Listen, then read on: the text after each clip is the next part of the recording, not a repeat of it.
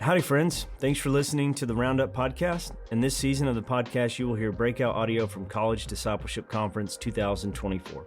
If you have any questions related to the breakout session, please send it to collegiate@sbtexas.com. And don't forget, follow us on social media at SBTC Collegiate. Now, enjoy the podcast. My name is Matt Chamness. I am the college director at New City Church in Austin, Texas. We're turning a year old pretty much right now. We started last January. And so I went to college at Texas Tech in Lubbock. Reckham, we got any Red Raider fans in here? Nice, cool.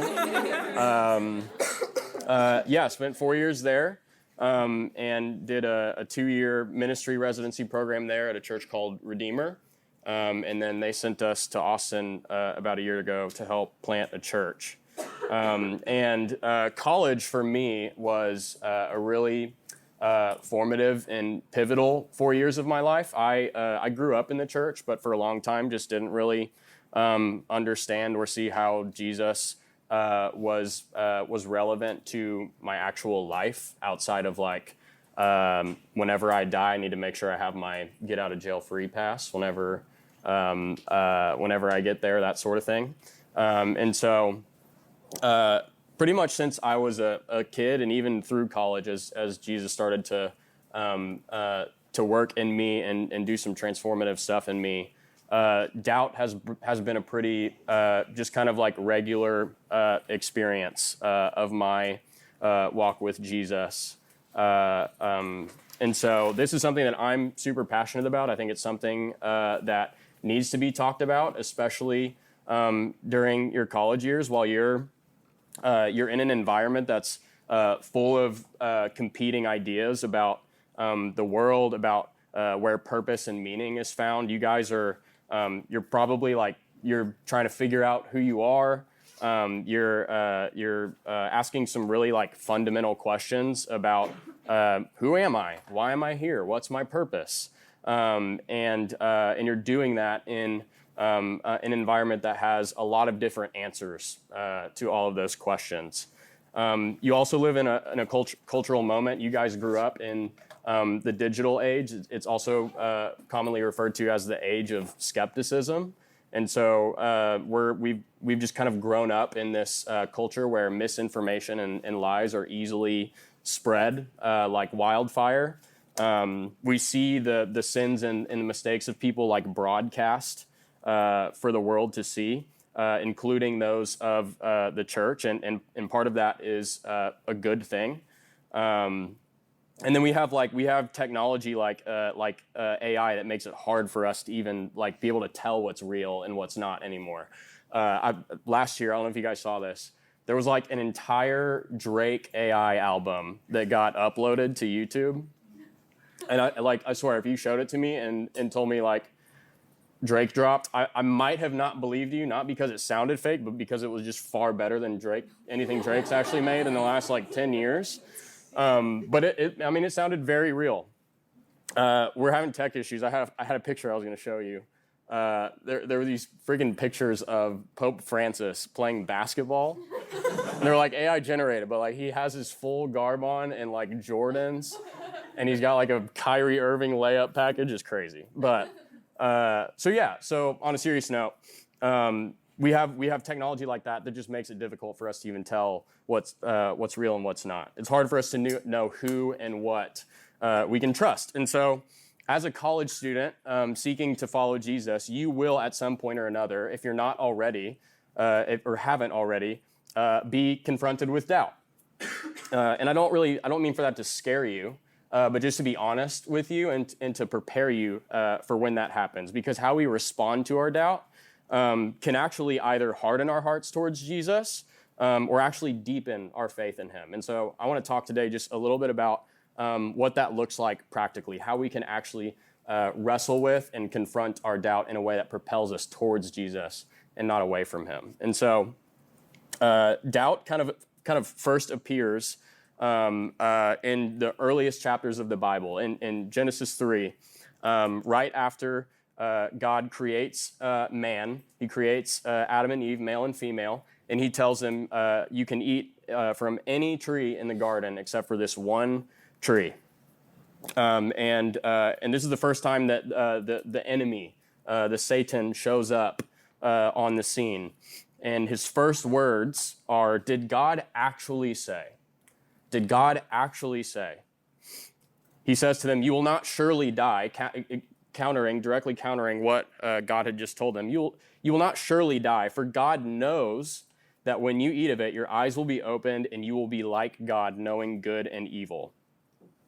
Translation, the enemy's invitation to you is to be the God of your own life, and to convince you that that is ultimately what is good for you, and that is what you need. He wants you to believe that God is holding out on you, that God is not actually good, that God is not actually giving you what you need and meeting you where you are, but he's holding out on you. So we have a real enemy. This is important to acknowledge on the front end. We have a real enemy who is extremely crafty and deceptive. That's the way that Genesis 3:1 describes him. And his goal is to deceive God's people. He's working overtime to convince you and I that God is not good and not worthy of our devotion and worship and lives.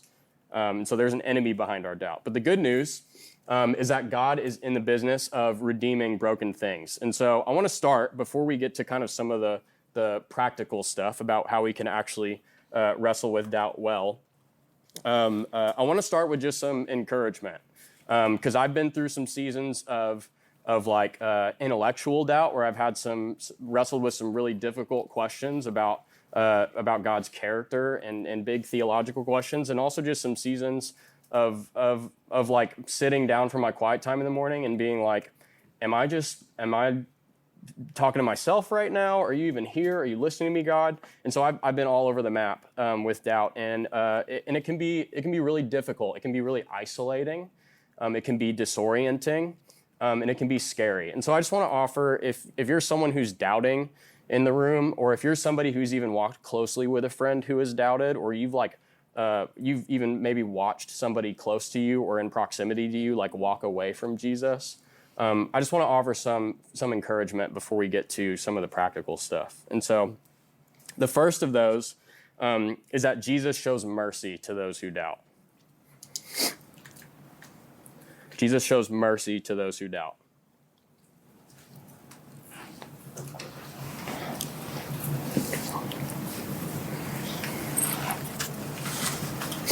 There's a story in John chapter 11 about Jesus raising Lazarus from the dead. You might be familiar with the story.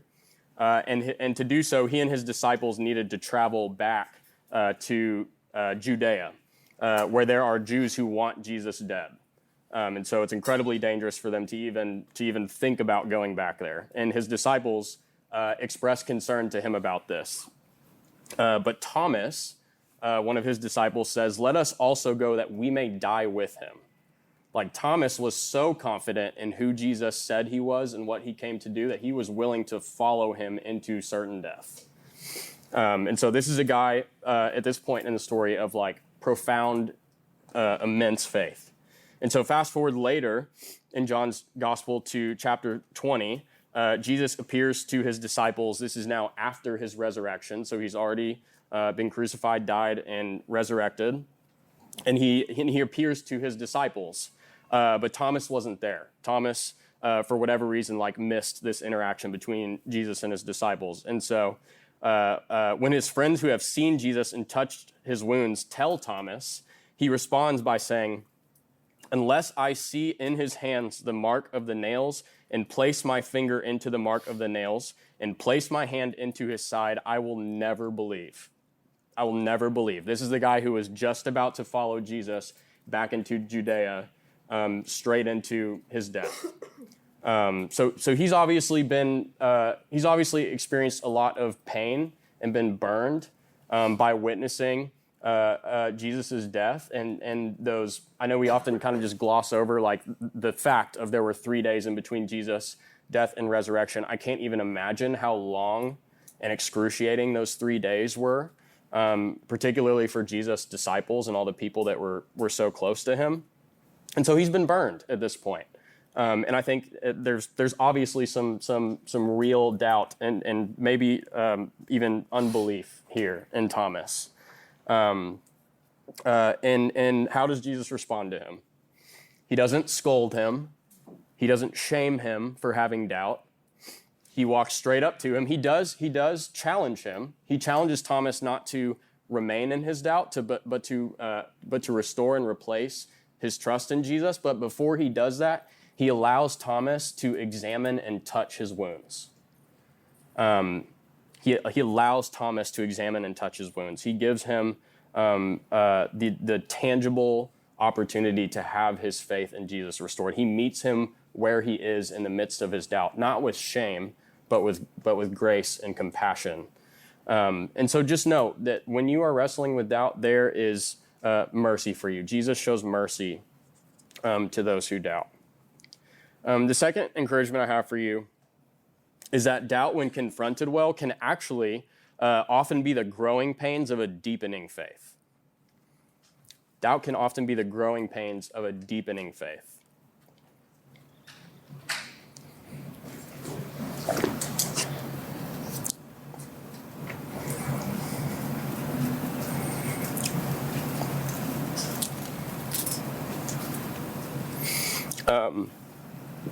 So there's, I had a picture of this as well, but again, technical difficulties, so you'll just have to use your imagination, okay?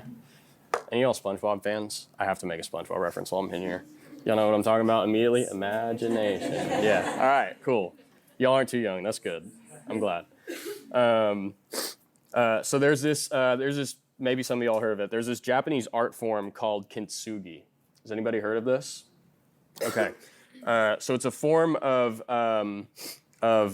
pottery, essentially. So it's believed in Japanese culture that it's wasteful to throw out like pottery or dishes or things of the sort that have been broken. And so they have this kind of art form called kintsugi. And what they'll do is they'll take the broken pieces of the pottery or the pot or whatever it is that's been broken, and they'll mend the pieces back together and line the cracks with gold. And it creates this really cool, new, and even, I think, better work. And the idea behind this, or one of the guiding principles behind it, is that by repairing something that's been fractured or broken, we actually create something more unique, something more beautiful, and ultimately something more resilient in its place. The fact that you guys are, if you're in this room, I'm assuming you're either prepared that you eventually will, or are wrestling with some really difficult questions, whether they're theological, like you've got some big questions about God and his character, or whether they're more experiential, of like your own experience of intimacy and relationship with God, or just hard things that you've experienced in your life or in the church, or whatever the case may be. Like the fact that you're wrestling with some of these questions could actually just mean that not that there's something wrong with you or some kind of lack of faith in you, but that you are taking your faith seriously and confronting some of those fundamental questions about life head on, rather than just avoiding them and pretending they don't exist. And so I think you should take encouragement in that. That's a good thing. There is no path to the kind of transformation that Jesus wants to do in you that does not include that. And I think you'll find that if you're willing to confront your doubt honestly, and with trust in God's goodness, what often results is a deeper, more robust, more confident, and more resilient faith. And so doubt, when confronted well, can often be the growing pains of a deepening faith. Third, you are not alone. You're not alone. You are in good company when you wrestle with doubt. I think I have felt, this is a personal tendency of mine, that as I in college moved up the kind of student leadership ladder and gained more responsibility, influence, whatever the case may be, I felt the urge to hide more and more. There's no way I could possibly be leading a gospel community in my college ministry and be somebody who struggles with doubt. I'm supposed to be past that by this point, right? And that's just not the case. You are not alone. You are in good company when you wrestle with doubt. There are so many examples of this throughout the Bible. You may be familiar with the story of Abraham and Sarah in Genesis. This is like this super old couple who God promises to provide a child. Like they're super old. Like in today's terms, people don't freaking live this long. They'd be dead for the most part. There's some exceptions, but for the most part, they'd be dead. According to the average American lifespan, they'd be dead. So this is a really old couple. They pretty much laugh at God's promise to provide them a child.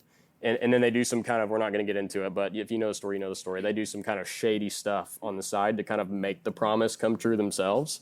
And eventually God does provide them a child. And Abraham for thousands of years has been called the father of faith. Even later in the story, Abraham does a pretty significant act of trust and faith in God when he is asked to sacrifice the eventual son that God does provide to Abraham and Sarah, and he's pretty much willing to obey God up until the point that he has his son on the altar, ready to kill him, which is pretty wild to think about. And as a result of that, his faith is credited to him as righteousness. And this is a guy who has moments of doubt himself.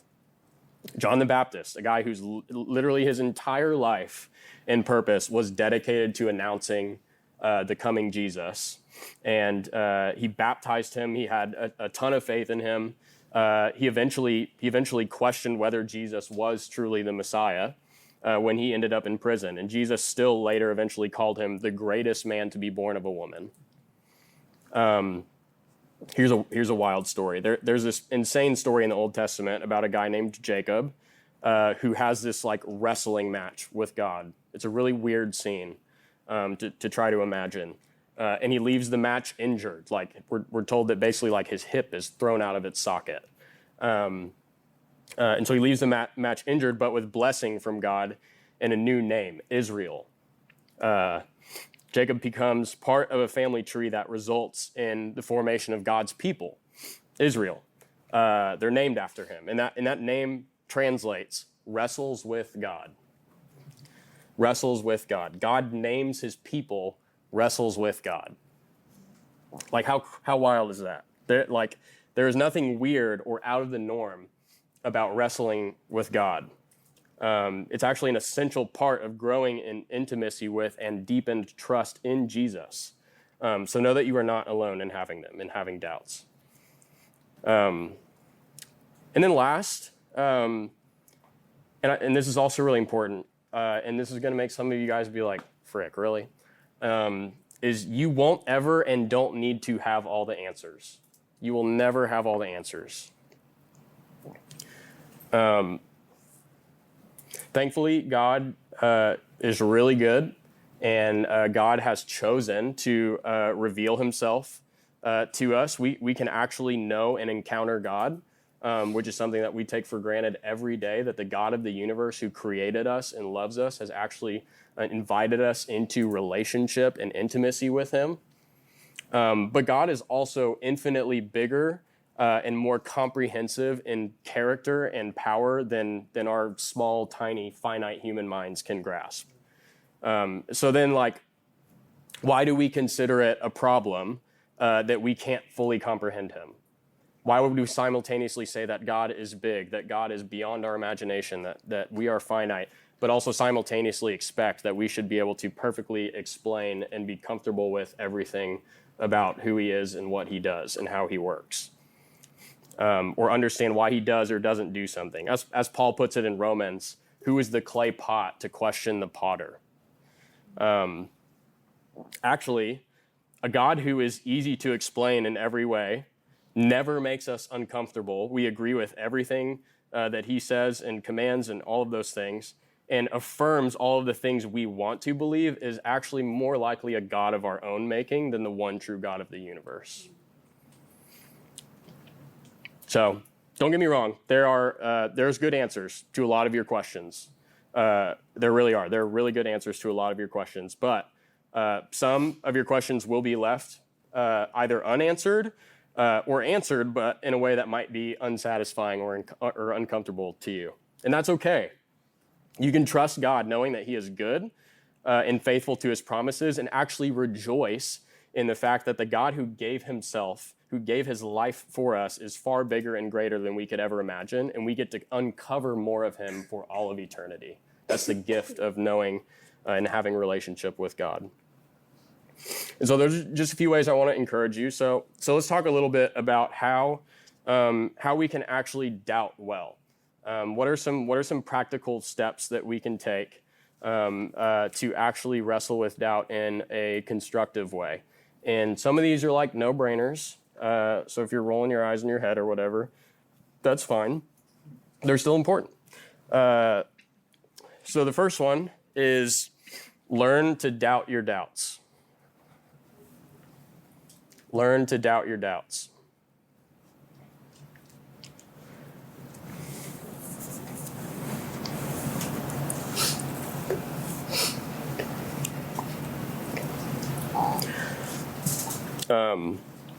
Learn to ask the question, does the alternative belief about blank, whatever, fill in the blank, tell a better story?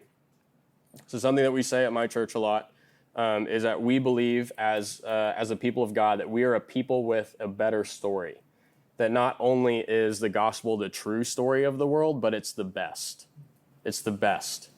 And so learn to ask yourself the question when you have doubts, does the alternative belief about blank tell a better story?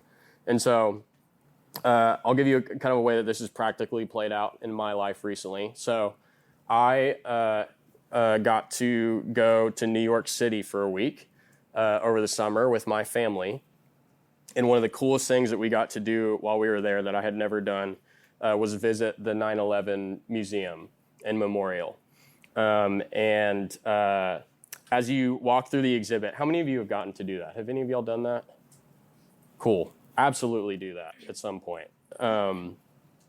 As you walk through the exhibit, you get to see kind of like minute by minute how the events that day unfolded. There's video footage of the planes hitting the towers. There's quotes on the wall from phone calls made by passengers on one of the planes to their spouses to say goodbye to their spouse and their children. There's pictures of people just in the streets of New York just looking up and just sheer terror and shock at what was happening on their just average commuting walk to work that day. And as I walked through this museum and I just felt the weight of intense evil and suffering, there's just one thought running through my mind. How in the world could a good God who hates evil and suffering a lot more than I do and has the power to stop it way more than I do, allow something like this to happen, right? I think we probably all ask that question about all kinds of things that we are exposed to seeing happen in the world on a daily basis. And I think it's easy for us in moments like that to be overwhelmed by our doubts, to kind of chase that train of thought. But thankfully, the Lord reminded me of a few things as I was walking through the exhibit. First, and this is an example of kind of like examining the alternative belief, is if God isn't who he says he is, then there is zero explanation for something like 9/11 happening. There's no hope that anything that happened on that day will be undone, or that there will be any kind of redemption or restoration, and that things like that will never happen again. There's no hope of that. And I don't even have an objective moral ground to consider it evil, right? It's simply just a natural human event that happened. It has no explanation or purpose, and there's no hope that evil and suffering like it won't just continue until humanity goes extinct. Now, I don't know about you, but that's definitely not a better story to live into. And it doesn't make any sense of what I felt and experienced in that moment. And while I have zero answer, like I said, I have zero answer as to why God allowed that specific thing to happen or other things like it that happen in the world every day. But what I do know is this. We live in a sinful and broken world that is full of evil and suffering, but God has done something about it. God has done something about it, right? God isn't just cold-heartedly sitting on his hands. He entered into his own broken creation. He took on the form of a servant in Jesus and was obedient to the point of death, even death on a cross. He didn't do nothing about it. He entered into his own broken creation, and he gave his life so that one day evil and suffering will come to an end. A day will come when the atrocities that were committed on that day and all other things like it will be judged by God, and justice will roll down like a river for things like that have occurred throughout human history. Tears will be wiped away. Sin and suffering will be no more in the kingdom of God. And that gives me great hope. That's a much better story to live into. Here's another example of this that if you have not already experienced, you will at some point in your life to some degree or another, is just Christians / the church not always representing Jesus that well. Shocker, right?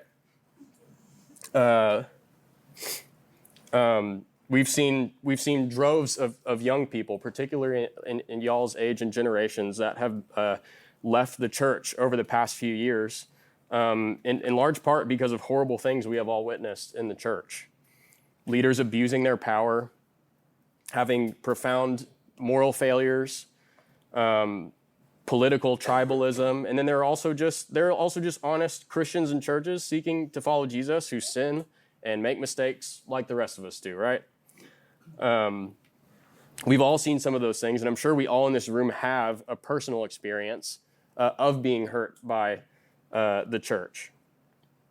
And there's no excuse for those things, and the church needs to continuously repent of its failure. But we do also need to ask. We need to ask these questions. Does Christians not being good mean that Jesus is not good? Jesus actually saves some of his harshest words and warnings for those who use religious power and doctrine to build their own kingdoms. And so as much as we desire the church to perfectly represent Jesus, doesn't our understanding of sin explain why it doesn't? Can't we also point to many secular ideas and movements throughout history that have led to profound evil and oppression and suffering, and point to many great things that have resulted of work that the church has done throughout history? And so when doubt comes and we have difficult questions, and here's the concept here, is that it's only fair that we put the same microscope to the alternative belief, right? If we're going to ask these in good, difficult, challenging questions about what we believe, for many of you, probably just what you were raised in, right? You're trying to figure out what it means to follow Jesus and be a disciple independent of your upbringing right now. It's only fair and honest to ask the same questions, to put the same microscope to whatever the alternative belief is, right? And I think I'm confident that when you do, you'll find the story of Scripture to be a much more compelling, hopeful, and sensible understanding of the world. And so that's the first thing, is learn to doubt your doubts. Second, doubt in community. With trusted friends and leaders. Doubt in community with trusted friends and leaders.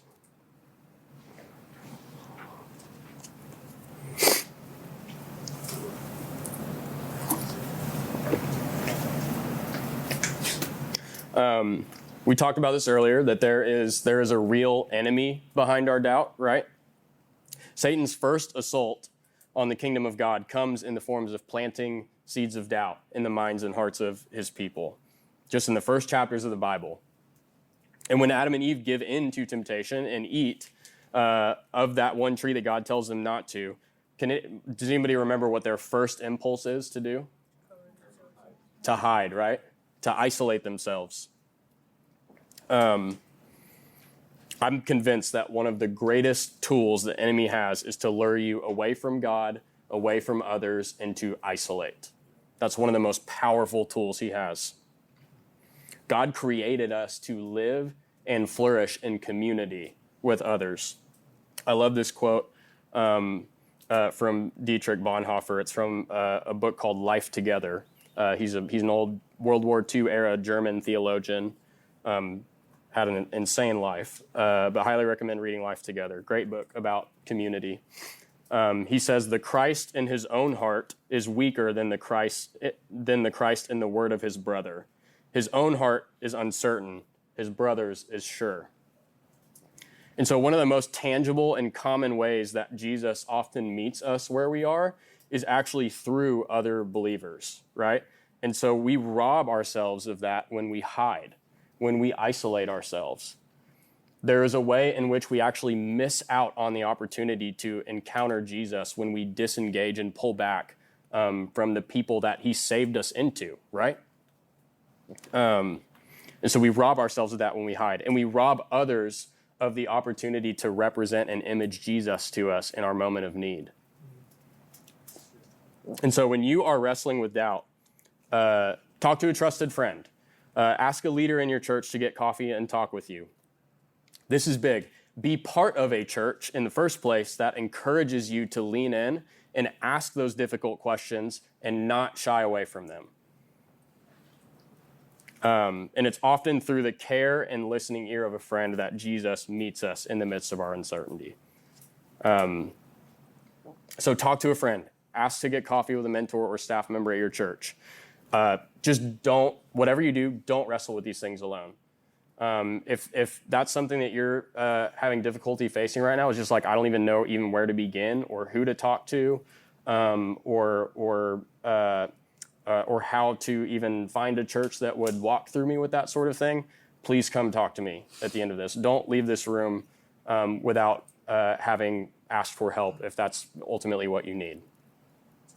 And then lastly, we're going to be done way before 3:30. We might even have time for Q&R, which is question and response and not question and answer, because you might have a lot of questions and I might just have a lot of, I don't know. So we'll see. And then this will be my last time speaking at the conference, so it's all good. It's all good. One hit wonder, one and done. Okay, lastly, let your doubt propel you towards Jesus and not away from him.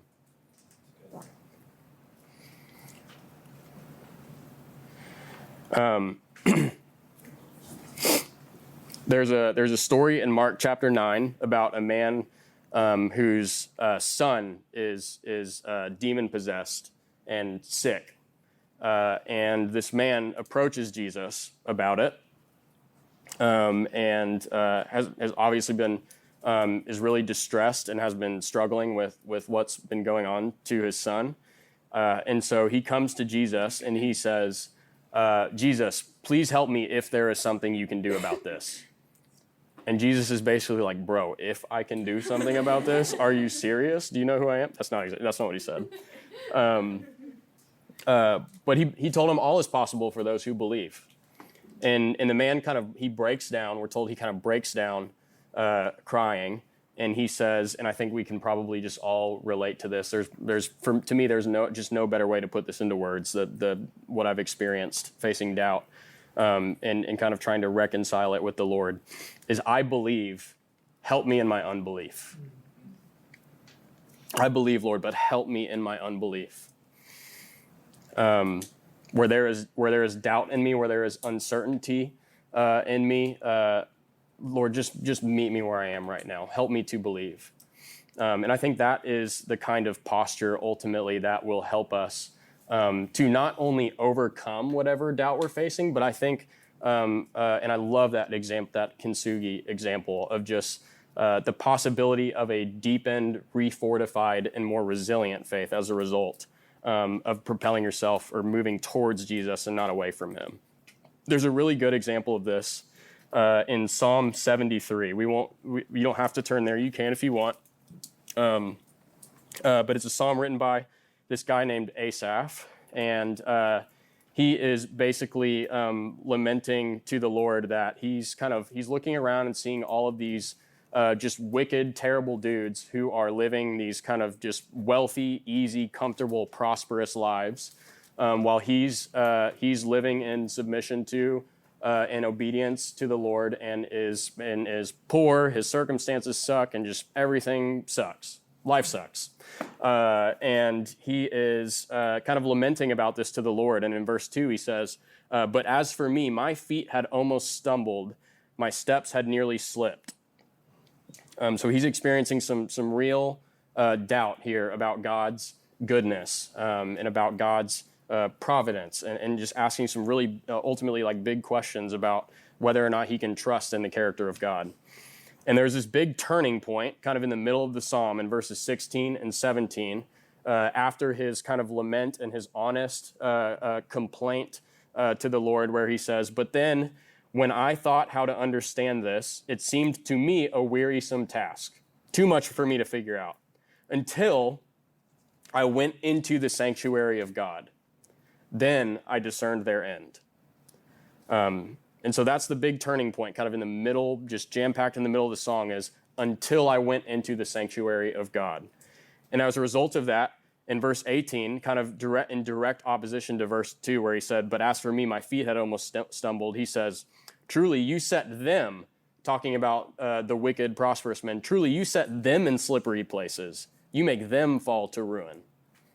And so it's his encounter with and his propelling towards God with his doubt that ultimately results in clarity for him and answers, and a reminder of what it ultimately means to be blessed and to have life and to be prosperous.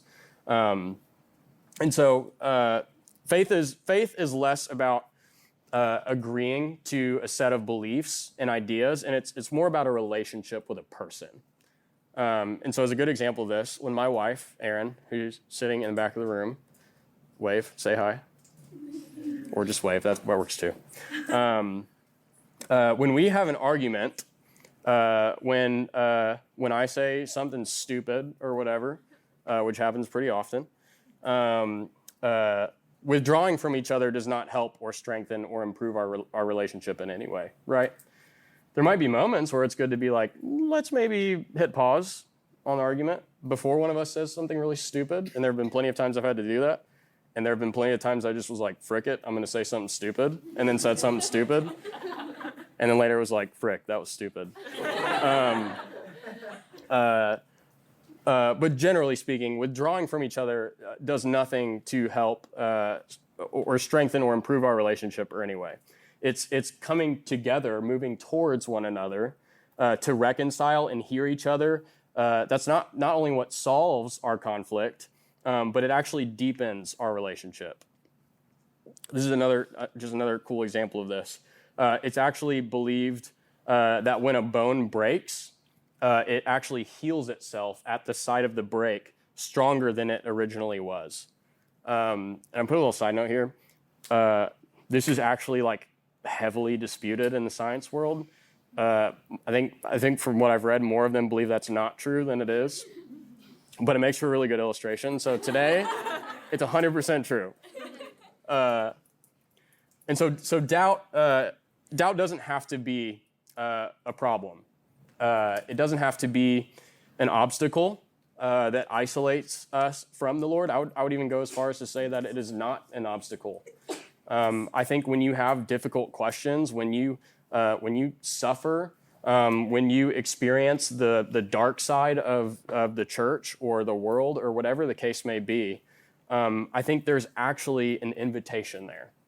I think there's an invitation into deeper intimacy with Jesus, and I think there's no path forward in the transformative work that Jesus wants to do with you that does not go through that. That does not involve confronting some of the deepest and hardest and most fundamental questions about what it means to be human, about the world, about who God is. I don't think doubt is an obstacle. I think doubt is an opportunity. I think there's an invitation for us. And I think if we are open and willing to take it, Jesus is waiting there, ready to meet us where we are with grace and with mercy. Let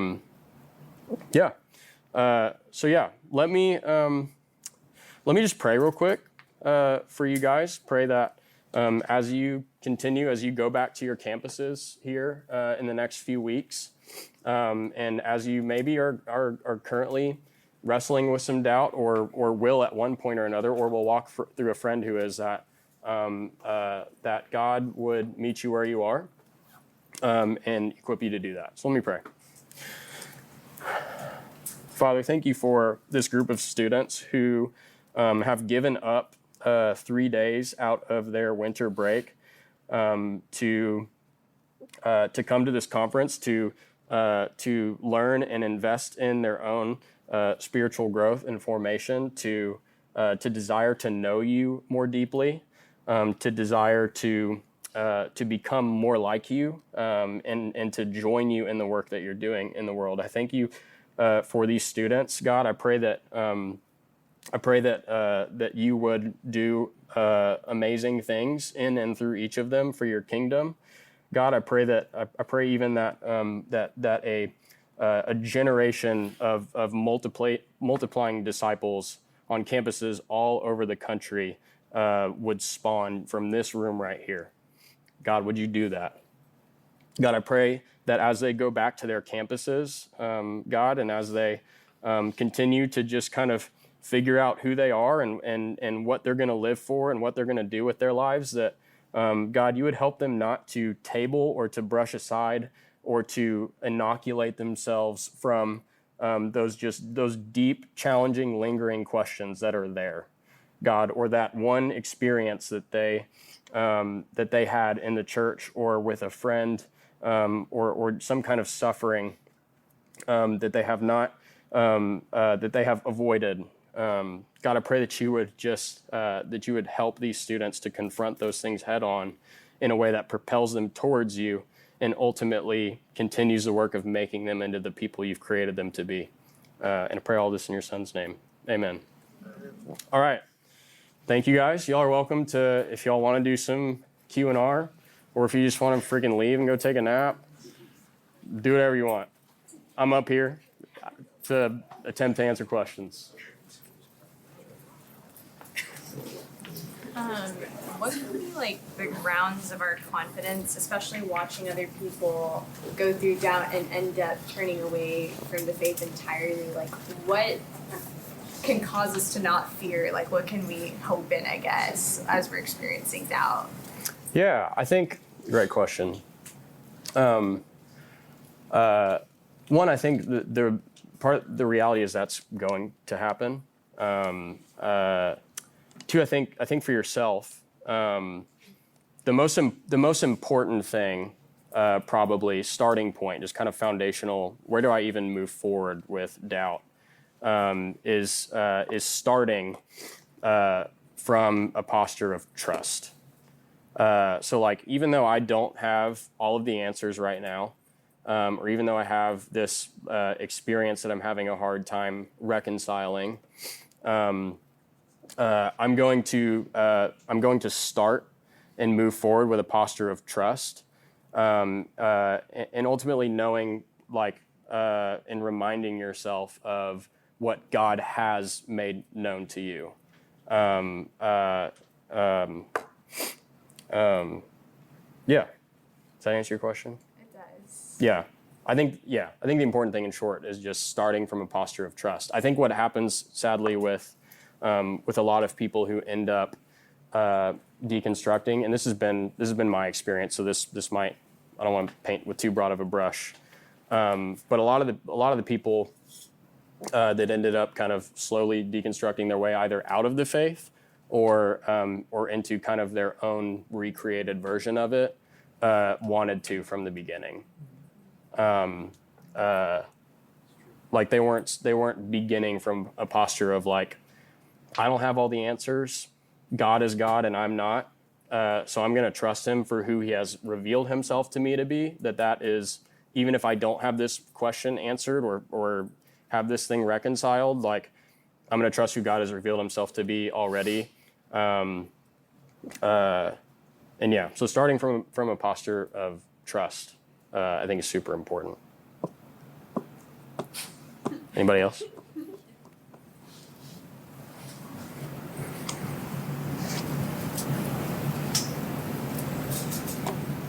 tired. I feel you.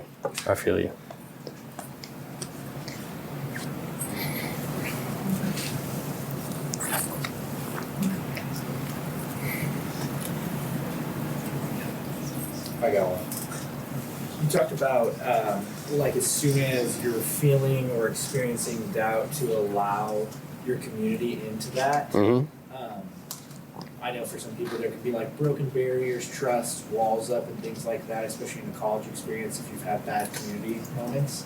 How would you say you kind of like bridge into that? I want to tell people about this, but I want to like make sure it's a safe environment. Does that make sense? Sure. Yeah. That's a great question. So just to kind of clarify, you're thinking of someone who maybe is not confident that they have that person that they can go to.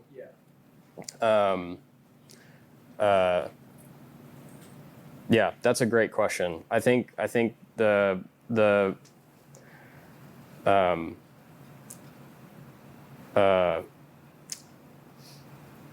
the first thing maybe, at least it comes to mind, is I mentioned being part of a church that not even just like allows you to ask those kind of questions, but actually like encourages asking those questions and even like makes the intentional effort to walk through those questions with you.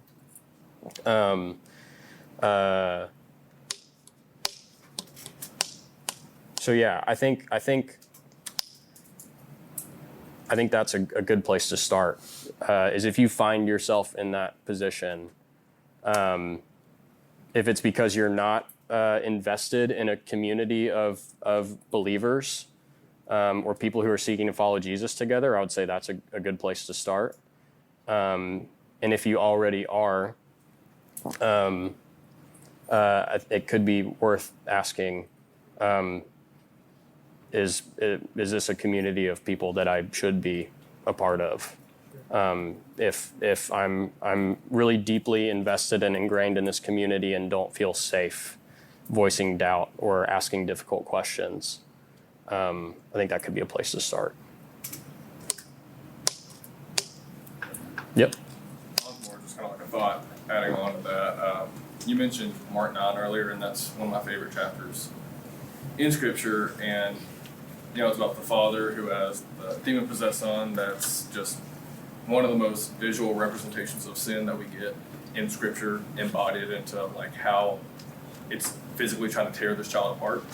And a big position of our generation is like church hurt, and you're saying like be part of a community that encourages those questions, and a lot of people have been hurt. But the other part of the story, in the beginning of that, is Jesus is up on the mountain and showing James, Peter, and John his true form, the transfiguration. So the rest of the disciples are down there with just doing the Lord's work, and that's when they're arguing with the Pharisees about what's going on with this kid. And it's because of their doubt that they weren't able to perform the miracle on this child. And it's later revealed that they were without prayer, but it's just a reminder that even in Scripture we see the people of God not performing because they're doubting God's ability to provide. Yeah. Yeah. So, Absolutely. Thanks for sharing that. Yeah. Really good point. If you're like in a in a moment of doubt and you're talking to non-believers, how can you like not let your doubt affect the way they see Christ? Or how would you say handle that conversation? Does that make sense? Yeah. So you don't want to like turn them away just because of your own. Sure. Give me an example of like Well, like, a for conversation example, you'd be having. Like for right now, for me, I'm struggling kind of with the Trinity. I'm not saying Yeah. it's not. It's just like it's such a weird concept. Not a weird concept. It's just Yeah. difficult for me to understand. Same. So if someone comes to me and is Anybody who tells you they understand the Trinity is lying. Straight up. Straight up. Like, if my non-Christian friends come and ask, or even if they're like the Christian friends, Yeah, sure. they're like, well, how about this? How about that? I'm like, well, I'm struggling with those same things, and I want to tell you, I don't want to tell you like, oh, it's 100% real, because I'm like, I'm not even fully into that, but I don't want to tell you that because I want you to believe, even if I'm not there yet. Yeah. Yeah. Be honest. Yeah, I wouldn't. You're not. I don't think you're necessarily like protecting somebody or increasing the possibility that they follow Jesus by. And I'm not saying this is what you're doing or attempting to do, but like pretending like you have certainty about something that you don't. I think there's actually a lot. I think actually just having the humility and the trust in God in that situation to just be able to say like, I'm not really sure, honestly. It's something that I have a hard time grasping myself and I'm still figuring out. I think that actually goes a much longer way in building trust and rapport than you might think. And so, yeah, just be honest. In short, yeah. That's also just one of the theological concepts that just takes faith. You know what I mean? Yeah. Not, and never will be a perfect analogy for the Trinity. Yeah. And if there is one, there's some heresy embedded in there that makes it not true. Sure, yeah. Yeah. I'm trying to figure out how to word this question. So, like, with words, yeah. So, our salvation Words help. comes from, like, from believing in Jesus and, like, accepting him into our hearts and Sure. knowing that he died for us. So, when you're struggling with, like, a bunch of doubt, like, how do you just, like, chill out and be like, I'm saved? Because, like, for me, when I struggle with that, I'm like, do I believe in him if I'm doubting so much? Sure. So then am I actually saved? Like, you know, that kind of like, Sure. how do you just take a chill pill? Dude. In short, once you figure it out, let me know. That'd be great. I'm just kidding. That's not the whole answer. That's part of the answer, honestly. Great question. So I think this is where it's probably helpful to make a distinction between doubt and unbelief. And I think to kind of connect what we were talking about earlier, I think faith and doubt are not necessarily opposed to one another, depending on how you would define doubt, of course. I think to be able to have uncertainties might be a way to put it. Like, I don't have this entirely figured out or this whole thing reconciled, but I trust in Jesus and who he says he is and what he came to do, and I trust that that Jesus' death and resurrection is sufficient to make up for my perceived lack of faith. Because at that point, you're kind of like quantifying faith. You're asking the question of like, how much faith does it take to be saved, sort of thing.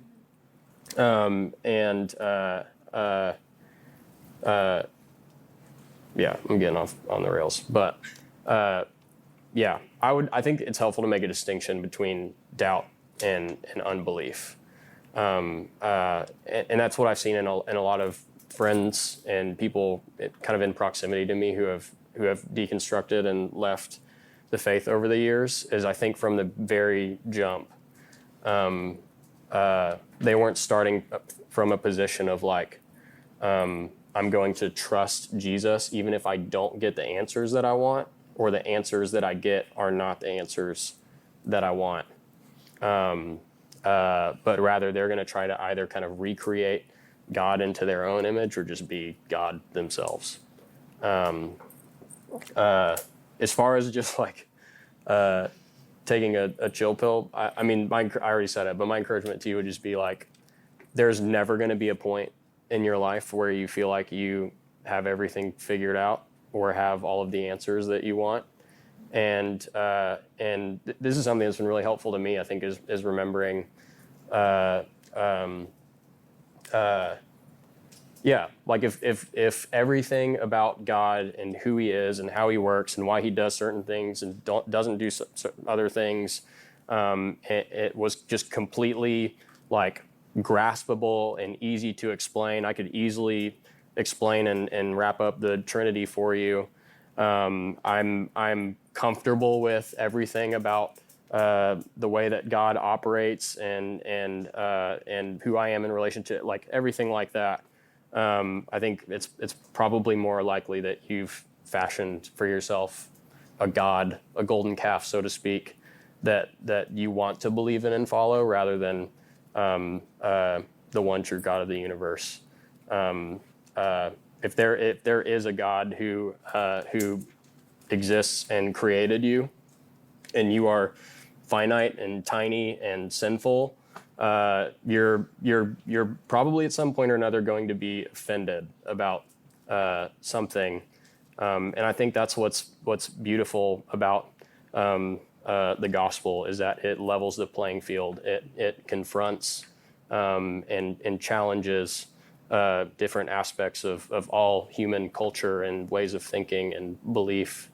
And so I think part of it is just learning to be comfortable with not having all of the answers or needing to have all of the answers, but ultimately trusting in who God has already revealed himself to be, the access that he has given us to him. He has given us everything that we need. And so I think just growing in trust of that, and just, I'm not gonna have it all figured out. That's okay, you know?